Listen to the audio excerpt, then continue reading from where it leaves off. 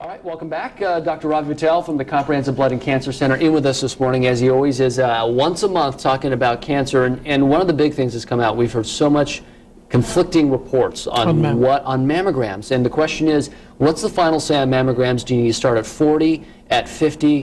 What do you recommend, and what are the actual studies showing? You know, one of the most common cancers in females is breast cancer, and if we can minimize it and reduce the mortality, it would be substantial, and mammograms have really done it. And 2 years ago, there was a study which showed that, you only need to have mammograms done after the age of 50 and twice a year. That message is absolutely wrong. Subsequent new studies show that women should start getting mammograms at 40. If they don't get it, they should use their physicians to really fight it. And after the age of 40, you should do it once a year. Mm-hmm. Always important to remember that people in 20s and 30s can also get breast cancer. Mm-hmm. So they also need to do regular self-exams. Mm-hmm. And once in 2 to 3 years, they should have the physician check them out. Okay, so 40 every year is 40 every year. And insurances are covering it nowadays? Insurances are covering, and it's the ACS guidelines, so they have to cover it. They have to cover it. All right, another question. Does the use of chemotherapy result in permanent brain damage, or chemo brain, I guess as they call it? Is that right? You know, when you are getting chemotherapy, there's a lot of things going on. You've mm-hmm. been diagnosed with a serious illness, you're taking medicines which prevent nausea and vomiting, your blood may be low.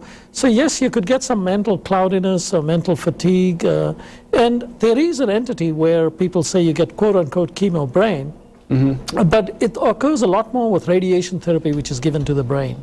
And those people get a lot more mental, cognitive changes over a long-term basis. Okay, but chemo brain, you may get some short-term changes from the chemotherapy, but probably also, it's a whole host of things. It's kind of hard to sort out exactly what's causing the issues. Can you do a blood test instead of a colonoscopy for detecting colon cancer? A lot of people say, yes, I don't really like the idea of a colonoscopy. Exactly, it's very uncomfortable, but there is a blood test being developed, and it's not yet in the market.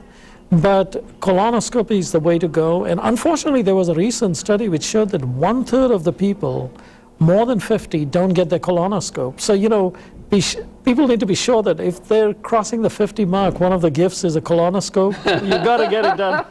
That's the gift when you get up to that age. Here you go, Yeah. I mean, Katie Couric did it, of course, in saying her colon's one of the most telegenic, apparently, because they actually put it on the Today Show, but she was really encouraging people to get that. It does save lives. It does. And, you have to insist to your primary care physician, I got to get it done. Got to get it done. I know. You got to stamp your feet saying, I really want to go get that done.